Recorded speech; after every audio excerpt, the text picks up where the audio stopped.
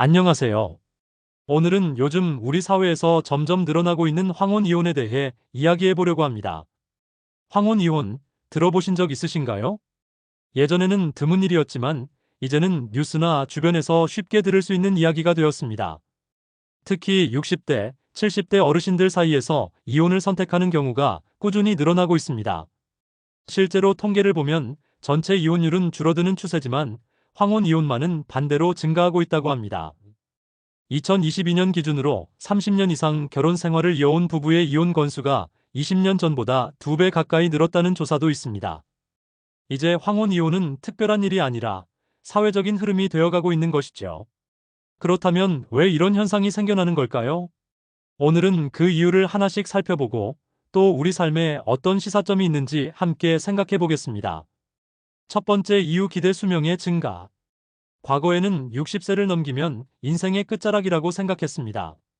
하지만 지금은 다릅니다. 우리나라 평균 기대 수명은 남성은 80세 이상, 여성은 85세 이상입니다.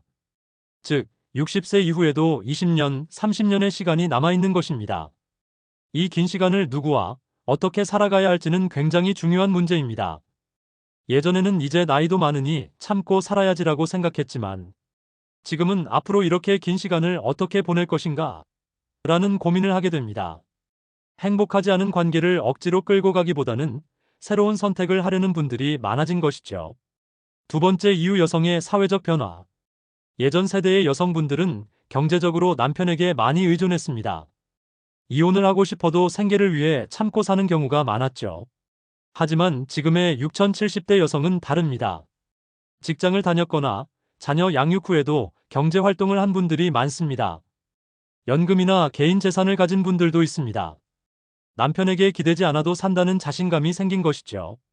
또한 사회적으로 여성의 권리의식이 커졌습니다. 행복하지 않으면 참고 살 이유가 없다는 생각이 자리 잡으면서 황혼 이혼을 선택하는 경우가 많아졌습니다. 세 번째 이유, 은퇴 이후의 생활 차이. 은퇴 전에는 부부가 하루 대부분을 따로 보냈습니다. 남편은 직장, 아내는 가정에서 각자 바쁘게 살았죠.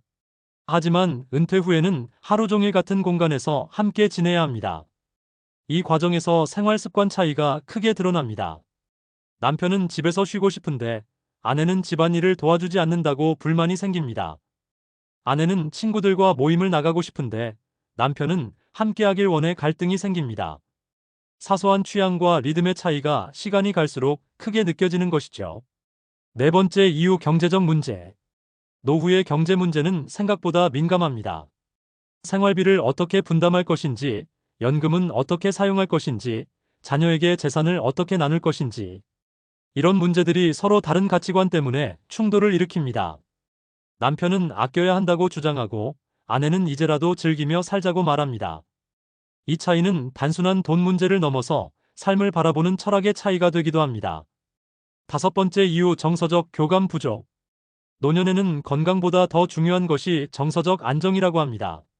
함께 대화하고 서로의 마음을 이해해주는 것이 필요합니다. 하지만 오랜 세월 의무적으로만 살아온 부부는 대화가 부족합니다. 남편은 말이 없고 아내는 잔소리만 한다는 불만이 쌓이면 결국 외로운 동거가 됩니다. 이 외로움이 이혼을 결심하게 만드는 큰 요인이 됩니다. 여섯 번째 이유, 사회적 분위기의 변화. 예전에는 나이 들어 무슨 이혼이냐는 시선이 강했습니다. 하지만 지금은 달라졌습니다. 사회가 다양성을 인정하고 개인의 행복을 더 중시하면서 황혼 이혼도 이제는 당당한 선택으로 여겨지고 있습니다. 자, 그렇다면 황혼 이혼을 막고 더 행복한 노후를 보내려면 어떻게 해야 할까요? 첫째, 대화와 소통입니다. 부부가 대화를 나누지 않으면 오해가 쌓이고 갈등이 커집니다.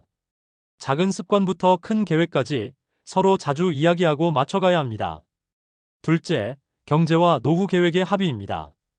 가계부를 함께 보면서 생활비를 조율하고 여행이나 여가 비용을 어떻게 쓸지도 정해야 합니다. 그때 가서 맞추자는 태도는 갈등의 씨앗이 됩니다. 셋째, 서로의 차이 존중입니다. 같은 취향이면 좋겠지만 다르다면 존중하는 것도 방법입니다. 함께하는 시간과 각자의 시간을 균형 있게 두는 것이 필요합니다. 넷째, 정서적 교감을 위한 노력입니다. 매일 10분이라도 대화하기, 주 1회 함께 산책하기, 작은 여행 함께하기. 이런 작은 실천이 노년의 행복을 크게 지켜줍니다. 그리고 5번째, 삶의 의미를 함께 찾는 것입니다. 자녀가 떠나고 사회적 역할이 줄어든 뒤에는 공허함이 생깁니다.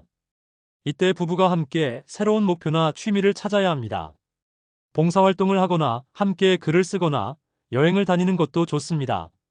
함께 의미 있는 일을 할 때 관계는 더 깊어집니다. 마지막으로 드리고 싶은 말씀은 이것입니다. 황혼 이혼은 단순히 한 부부의 문제가 아닙니다. 우리 사회가 함께 고민해야 할 노후의 현실입니다. 혹시 여러분도 배우자와의 관계에서 갈등을 겪고 계신가요? 그렇다면 오늘 이야기한 부분들을 한번 돌아보시기 바랍니다. 대화를 늘리고 서로의 차이를 존중하며 함께하는 작은 행복을 쌓아갈 때 황혼 이혼은 막을 수 있고 인생의 후반전은 더 풍요로워질 수 있습니다. 오늘 제 이야기가 누군가에게 작은 도움이 되었길 바랍니다. 구독과 좋아요 부탁드리며 다음 영상에서 또 다른 이야기로 찾아뵙겠습니다. 감사합니다.